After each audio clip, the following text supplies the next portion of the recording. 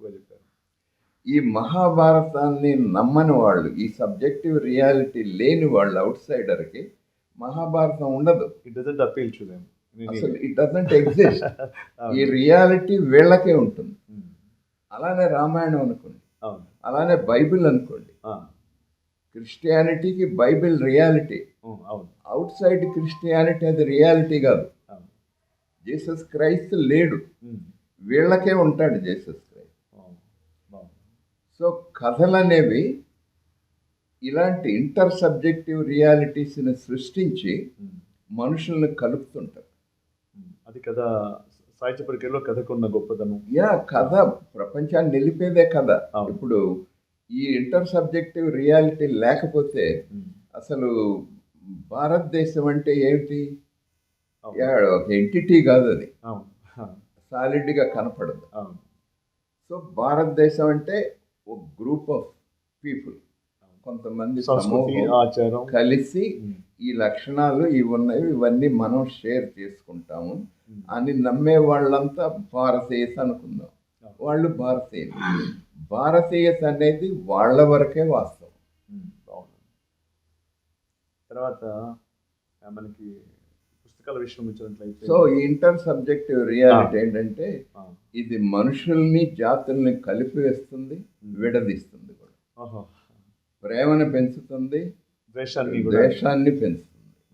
మన ప్రపంచంలో జరిగే విషయాలన్నీ కూడా దీనికి ఉదాహరణ. ఏంటి? సిద్ధ ఐడియాల కోసం కొట్టుకుంటాం. మార్క్సిజం అనేది ఒక స్టోరీ. మార్క్సిజం అనే పొలిటికల్ ఫిలాసఫీ నమ్మే వాళ్ళంతా ఒక జాతి. మార్క్సిజం వాళ్ళకి రియాలిటీ. మార్క్సిజము కమ్యూనిజం అంటే ద్వేషించే వాళ్ళకి అది రియాలిటీ కాదు. ఏదైనా కథలైనా, సిద్ధాంతాలైనా, మతమైనా ఇవన్నీ స్టోరీసే. సాహిత్యం చదివిన తర్వాత మీరు చెప్పారు ఒక్కొక్కళ్ళ అనుభూతి ఒక రకంగా ఉంటుంది.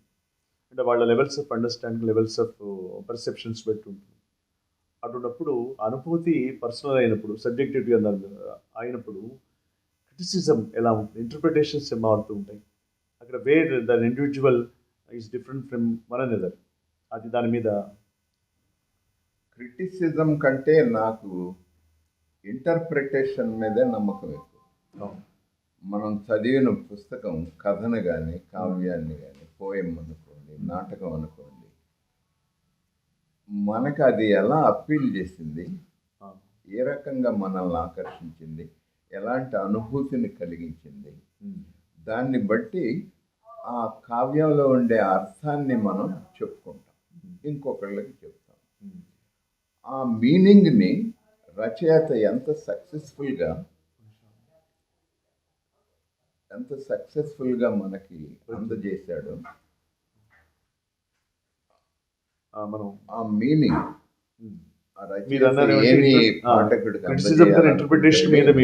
ఆ అనుభూతి మనకి ఎలా కలిగిందో, భాష ద్వారాన, లేకపోతే ప్లాట్ ద్వారాన, అందుట్లో ఉండే పాత్రల ద్వారాన, వీటన్నిటిని సమన్వయించటం ద్వారా అనేది మనం ఎనలైజ్ చేస్తామే, దాన్నే ఇంటర్ప్రిటేషన్. సో సమర్థత ఉన్నవాడు, ఇంకా మేధావిగా ఉండేవాడు వీటిల్లో ఏమన్నా డిఫెక్ట్స్ ఉన్నవేమోనని ఆలోచిస్తాడు. తనకు తెలిసిన విషయాన్ని బట్టి, పాండిత్యాన్ని బట్టి, రచయితలు ఉపయోగించే టెక్నిక్ని బట్టి అతను ఎందుట్లో మంచి చెడు ఉన్నదని చెప్పేవాళ్ళని మనం విమర్శకులు అంటాం. విమర్శ అనేది ఆ పుస్తకం కానీ, ఆ గ్రంథం కానీ, ఆ కావ్యంలో ఉండే విశేషాలు ఏ రకంగా చెప్పబడ్డవి, చెప్పే విషయంలో, భాషా విషయంలో ఏమన్నా డిఫెక్ట్ ఉందా, లేకపోతే పాత్రల విషయంలో, పాత్రలన్నిటినీ కనెక్టివిటీలో, ప్లాట్ స్ట్రక్చరు, అసలు ముగింపు కన్విన్సింగ్గా ఉందా లేదా, ఇవి పరిశోధించే వాళ్ళు కొంతమంది ఉంటారు. వాళ్ళని మనం విమర్శకులు అంటాం. వాళ్ళ విమర్శకి పరమార్థం ఏంటంటే, ఇంత తక్కువ పాండిత్యం ఉన్న పాఠకులకి ఇంకొంచెం ఎక్కువ అనుభూతి కలగటం ఎలా అనే దారి చూపెట్టం. బట్ విమర్శ అనేది ఎప్పుడు కూడా రచన కంటే తక్కువ స్థాయి ఉంటుంది. సో రచయిత పాఠకుల కోసం రాస్తాడు, విమర్శకుల కోసం రాయడు. అవును. ఆబ్జెక్ట్ ఉన్నప్పుడే దాని మీద మనం రచయితకి బాగుంది పాఠకులు లేదని ఉంటారు. చెప్పగలం. అవును. పాఠకులు లేని రచయిత ఉండదు కదా. రచయిత రాసేది పాఠకుల కోసం పాఠకుల ప్రధానంగా, కోసం. అనుమానం లేదు. పాఠకులు లేరు అనుకో, ఆ, రచనలు ఎవరు చేస్తారు? విమర్శకుల కోసం కాదు. విమర్శకుల అందుకే కోసం. విమర్శకులు చెప్పేటప్పుడు ఏం చేస్తారంటే సాధారణంగా వాళ్ళ ప్రిజుడిసెస్, మిస్అండర్స్టాండింగ్స్. కొంతమంది విమర్శకుల్లో పక్షపాత బుద్ధి ఉంటుంది. సక్సెస్ఫుల్ అని రైటర్స్ని వాళ్ళు కొంచెం కిందకి దిగలాగాలనే కోరుకుంటుంది, లేకపోతే వాళ్ళ పాండిత్యం ప్రదర్శించాలనే కోరుకుంటుంది. ఇంకా రకరకమైన ఎజెండాలు ఉంటవి, పాలిటిక్స్ ఉంటవి.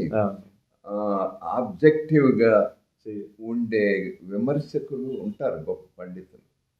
కానీ వాళ్ళు ఇండియాలో మన సంఖ్య తక్కువేమో అని నాకు భావన అనిపిస్తుంది. మీరు చెప్పిన ప్రకారం ఇండియాలో విమర్శన సాహిత్యం నాకు తెలిసినంత వరకు చాలా తక్కువ. ఇక్కడ మనం విమర్శ చెయ్యం ఎక్కువ. ఇప్పుడు మహాభారతం మీద విమర్శ ఏం చేస్తాం? మహాభారత కథని మనం యాక్సెప్ట్ చేస్తాం. It is fixed, determined. ఏం విమర్శ చేస్తాం? అవును. సో విమర్శ అంటే కొంతమంది రాడికల్ థింకర్స్ ఉంటారు. వాళ్ళు ఏం చేస్తారంటే ఆ కాలంలో ఉన్న నీతి నియమాలు, మనుషుల ప్రవర్తన, వాళ్లకు వర్తించేసే ధర్మాలు, అవి ఇప్పటి కాలంతో పోల్చి అవి అన్యాయం అని చెప్తుంటారు. అవి దుర్మార్గమైనవి, పనికిరావు అని. బట్ సమస్య ఏమిటంటే ఒక 2000 సంవత్సరాల నాడు ఉండే కాల పరిస్థితులు వేరు, ఇప్పుడు ఉండే పరిస్థితులు వేరు.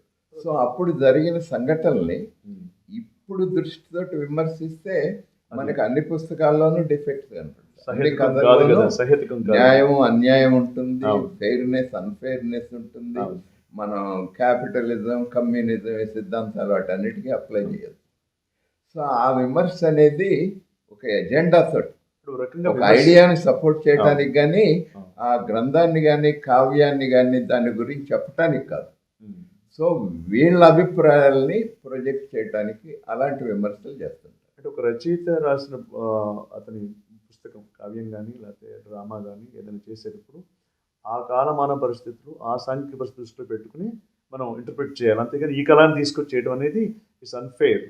సో అన్నిటి కాలాలకి సరిపడా గొప్పగా అప్పీల్ అయ్యేది ఏంటంటే ఆ పుస్తకం, ఆ కథలో ఉండే పాత్రలు, వాళ్ళలో జరిగే సంఘర్షణలు, వాళ్ళకి ఇంటరాక్షన్, వాళ్ళ రిలేషన్స్, ఒక ప్రమాదం వచ్చినప్పుడు, క్రైసిస్ టైంలోనో, దురదృష్టమైన సంఘటనలు జరిగినప్పుడు వీళ్ళు ఎలా బిహేవ్ చేస్తారు, ఒకళ్ళనొకళ్ళు ఎలా ట్రీట్ చేసుకుంటారు, ఇవన్నీ మనకు అపీలింగ్గా ఉంటాయి. ఎందుకంటే మానవ లక్షణాలు బేసిక్గా అన్నీ ఒకటిగానే ఉంటాయి. సో ఆ కథలో ఉండే ఆ పాత్రలు, ఆ కాలంలో వాళ్ళు ఫేస్ చేసే ఆ మానసిక సంఘర్షణలు అవన్నీ కూడా మనకి అపీలింగ్గా ఉంటాయి. సో అదే పరిస్థితి వస్తే మనం ఎలా బిహేవ్ చేస్తాం, ఎలా వాటిని ట్యాకిల్ చేస్తాం, అటువంటి పుస్తకాలకి యూనివర్సాలిటీ మనకి ఫండమెంటల్ అపీల్ అన్నమాట. ఎప్పుడు ప్రతి కాలానికి అపీలింగ్గా ఉంటుంది. అదేంటంటే మనం 200 సంవత్సరాల నాటి కథ చదువుతుంటాం. మనం ఇక్కడి నుంచి బయలుదేరి అక్కడికి వెళ్తాం కథలో. We live with those people. అవును, వాళ్ళతోటి కలిసి ఉంటాం, వాళ్ళ అనుభూతులను షేర్ చేసుకుంటాం, వాళ్ళ బాధలను పంచుకుంటాం. సో ఒక 2 సంవత్సరాలు వెనక్కి వెళ్ళి వాళ్ళతోటి కలిసి బ్రతుకుతున్నట్టు అనుభూతి కలుగుతుంది. దీనివల్ల ఏమిటంటే మనలో ఒక ఉదార స్వభావం పెరుగుతుంది, ఇతరులను అర్థం చేసుకునే శక్తి పెరుగుతుంది. సో అవతల వాళ్ళలో ఉండే డిఫెక్ట్స్, వీటిని అంత కఠినంగా, క్రూరంగా విమర్శించి వాళ్ళు ఎందుకు పనికిరారనే ఉండదు. ఎంపతి అంటామే, అది కలుగుతుంది. ఆ ఎంపతి అనేది ఎక్కువ కలుగుతుంది పుస్తకాలు చదవటం. మానవీయ లక్షణాలు కలుగుతాయి. అంటే మనకంటే 1000 సంవత్సరాలు పూర్వం ఉన్నవాళ్ళు, మన దేశం కాని వాళ్ళు, మన సంస్కృతి కాని వాళ్ళు, మన ఆచార వ్యవహారాలు కాని వాళ్ళైనా మనుషులు ఓన్ చేసుకుంటాం. కాబట్టి ఇతరుల్ని ద్వేషించటము, ఇతర మతాలని, ఇతరుల ఐడియాలని ద్వేషించడం అనేది దీనివల్ల చాలా దూరంగా తగ్గిపోతుంది. We learn how to be others. తర్వాత మీరు చాలా బుక్స్ సాహిత్యంలో చాలా ప్రక్రియలు ఉన్నాయి.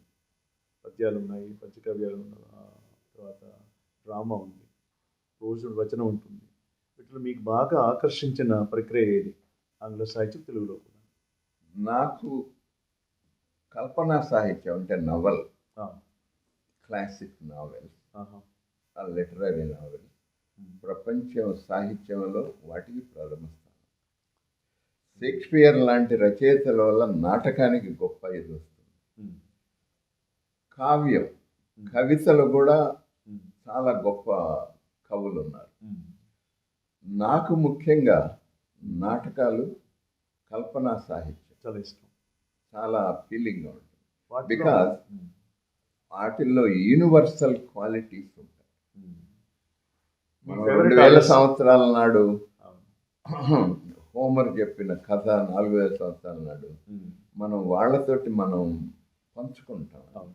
సో మన గురించే కొన్ని చెప్పినట్టు ఉంటుంది. సో వెళ్తాం మనం. ఇప్పుడు మహాభారతం, కురుక్షేత్రం జరిగేటప్పుడు కథలో లీనం అయితే మనం కురుక్షేత్రంలో ఉంటాం. ఉన్నట్టుగా- అక్కడ అవును, అక్కడ అబ్బా రణభూమిలో ఉంటాం, కురుక్షేత్రం చూస్తూ ఉన్నట్టుగా. ఉంటాం. అవును. అలాంటి అనుభూతి కలుగుతుంది. అవును. సో ఇంకొకళ్ళు లైఫ్ని షేర్ చేసుకోవటం అంటే వాళ్ళ అనుభూతులను పంచుకోవటం, వాళ్ళ బాధను పంచుకోవటం. ఈ క్వాలిటీస్ మనలో పుస్తకాలు చదవటం వల్ల కలుగుతుంది. So we go out side of our self. Right. ఇప్పుడు ప్రపంచంలో ఉండే సమస్య ఏమిటంటే అదర్నెస్. మనము అదర్స్, అదర్స్ అనే వాళ్ళని మనం భరించలేకపోతున్నాం. అవును. ఈ అదర్నెస్ అనేది పోతుంది. దానివల్ల సాహిత్యం సాహిత్యం చేసే గొప్ప హిత దాన్ని- మేలు ఉంటాం దాన్ని.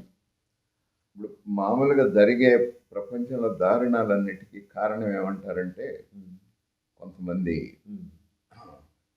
ఆలోచన ఫెయిల్యూర్ ఆఫ్ ఇమాజినేషన్. అంటే మనం ఊహించలేం.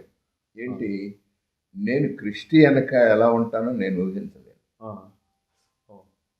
వైట్స్ నీగ్రోగా ఎలా ఉండగలను అనేది ఊహ చేయలేరు, రాదు. కనీసం ఊహ భరించలేరు కూడా. జర్మన్స్కి జ్యూస్ ఎలా ఉంటారో వాళ్ళ అదర్నెస్ అని తెలుసుంటే ఆ మారణహోమం తగ్గేది. అవును. సో హూ ఆర్ అదర్స్, ఆ అదర్నెస్ అనేది మనం అనుభూతి చెందగలిగితే, అది చెందగలగటం ఎప్పుడంటే గొప్ప సాహిత్యాన్ని, చదవటం వల్ల. కథల్ని చదవటం వల్ల కలుగుతుంది. అది నా నమ్మకం. బాగుంది. తర్వాత ఇంకొక మీరు చాలా పుస్తకాలు చదువుతారని చెప్పాను. How do you choose the next book you want to read? Any planning and all that? నేను కొంతమంది రచయితలు రచనలు అన్నీ చదువుతాను. వాళ్ళు తప్పనిసరిగా చదువుతారు వాళ్ళని. తప్పనిసరి కంపల్షన్ కాదు, కోరిక. That's a compulsion okay. అనుకోండి. కానీ ఎప్పటికప్పుడు కొత్త రచయితలు వస్తుంటారు. వాళ్ళని కూడా జనరల్గా నేను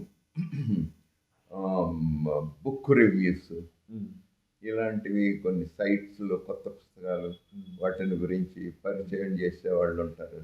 వీటి ద్వారా చూసి అందుట్లో కొన్ని మనకి మన అభిరుచికి అనుగుణంగా ఉన్నవన్నీ చదువుతాం. సో ఒక రచయితను చదివినప్పుడు ఇంకో కొత్త రచయితతో పరిచయం అయ్యి ఆ పుస్తకాలు చదివినప్పుడు ఇలా లింక్డ్ అన్నమాట. అవును, ఒకదాని వెంట ఒకటి ఒకటి. అలా చదువుతుంటాం. కానీ కొన్ని పుస్తకాలు ఏంటంటే దే డిస్కస్ ఐడియాస్. అవి కల్పనా సాహిత్యం కాదు, ఐడియాలజికల్ ఐడియాస్. వాటిని కొత్తగా ఆవిష్కరించి ఒక నూతనమైన నిర్వచనం ఇచ్చి ఐడియాస్ని ఎక్స్ప్లనేటరీగా ప్రజెంట్ చేయటం. సో మనకి అవి చదివినందువల్ల మన పెర్స్పెక్టివ్లో మార్పు రాదు. So we become enriched with more knowledge. నేను అలాంటి పుస్తకాలు చదువుతాను. Philosophical ideas or political ideas, revisiting.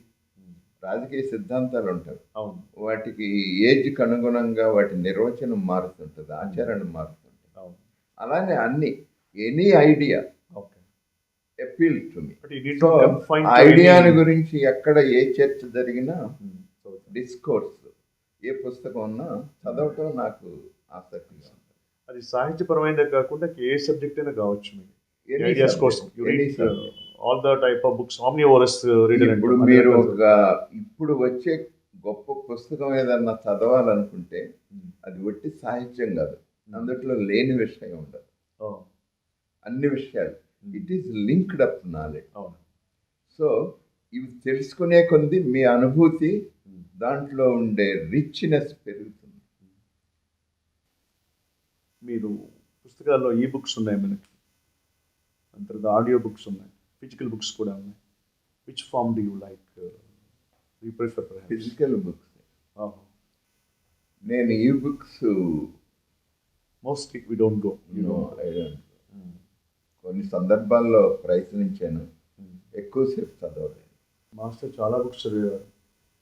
Master books చదివేటప్పుడు ఒక పెన్సిల్తోనో పెన్తో మార్క్ చేసేవారు అనమాట. ఆ తర్వాత చాలా కాలానికి నేను మా పుస్తకాలని నేను కూడా తీసుకుని చదువుతున్నప్పుడు ఇది చిరుమామిడి సాంబశివరావు గారు చదివారు అనిపిస్తే అర్థమైంది. పుస్తకాలు చదివేటప్పుడు మనం గుర్తుపెట్టుకుంటాం. అంటే కొన్నేమో ఐడియాస్ కోసం, కొంత లాంగ్వేజ్ కోసం గుర్తుపెట్టుకుంటాం. Since we cannot do reading and then perceptive thinking simultaneously, we write in a different times. అది మీరు చేస్తుంటారు, మీ అలవాటు ఉంది. నాకు అలవాటే, అది మంచి అలవాటు అని అన్నాం. కానీ అలా అండర్లైన్ చేసి పుస్తకం చదివిన తర్వాత వాటిని వేరే ఒక జర్నల్ రూపంలో రాసుకొని తర్వాత వీలైనంత వరకు వాటిని చెరిపేస్తుంటాం. ఒకసారి ఆంధ్ర యూనివర్సిటీలో చదివేటప్పుడు అలా చేసినందుకు ఫైన్ కూడా కట్టారు.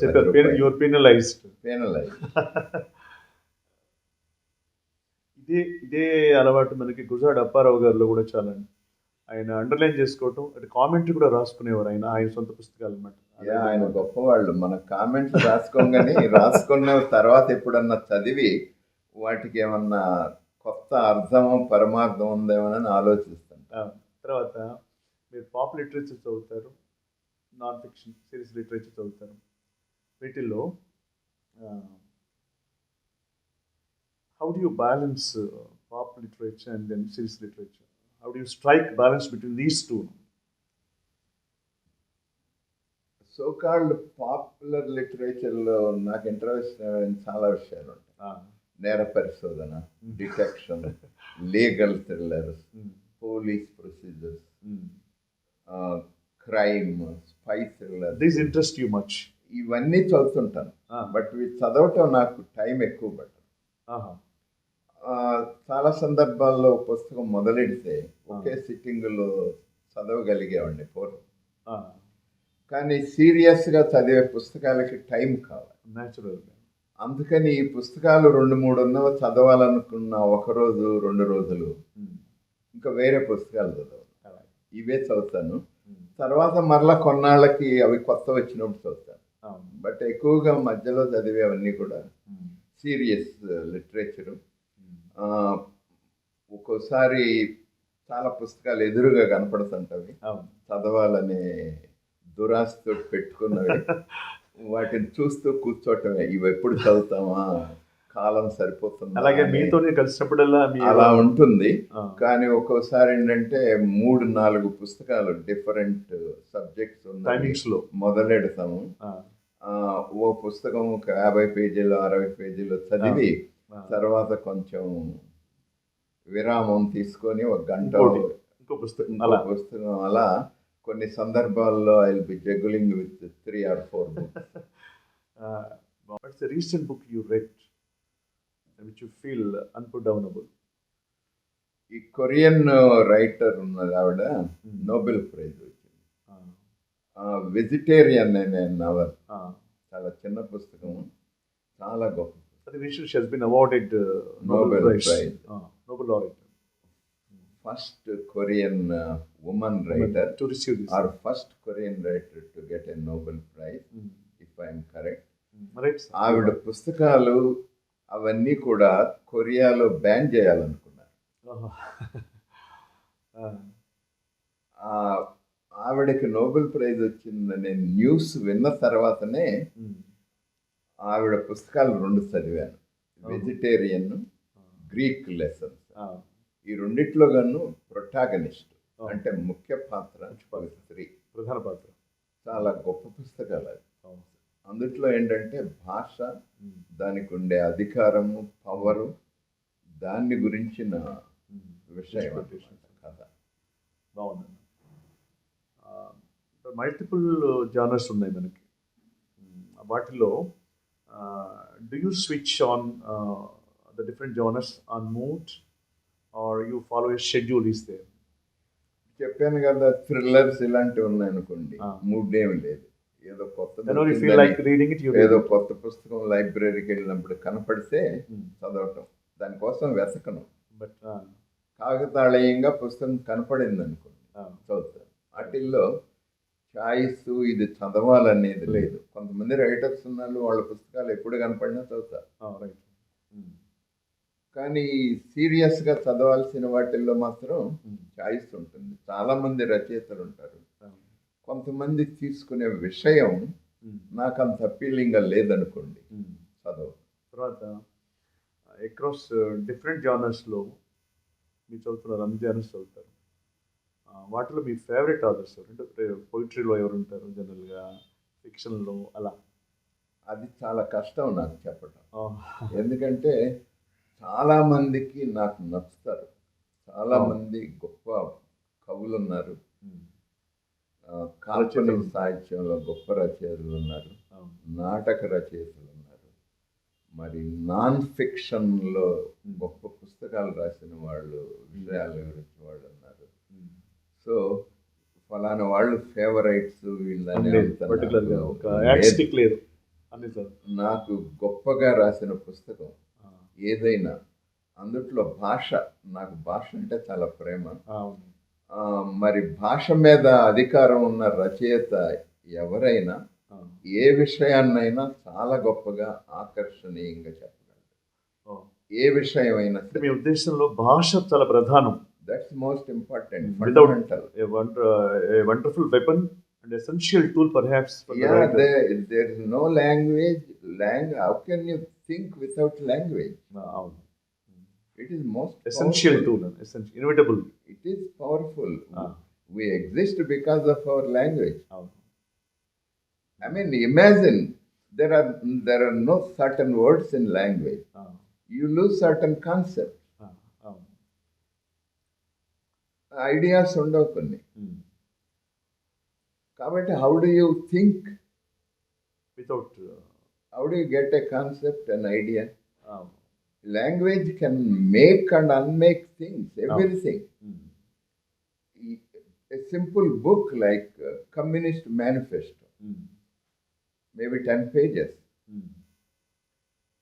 So it influenced the world nearly for 150 years. Everybody fell in love with that. So that is mostly power of language. Take Bible. Even any good story, it becomes good and appealing, powerful because of language. You can use the same words to create prejudice and hatred, and same words to create people with generous heart. Hitler was uneducated.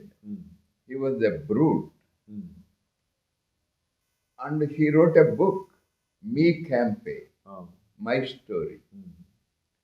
It was not a refined book, but the language he used is highly emotional, and it electrified Germans, uneducated Germans, great scientists, great thinkers, poets, writers, and made all Germans very brutal and evil.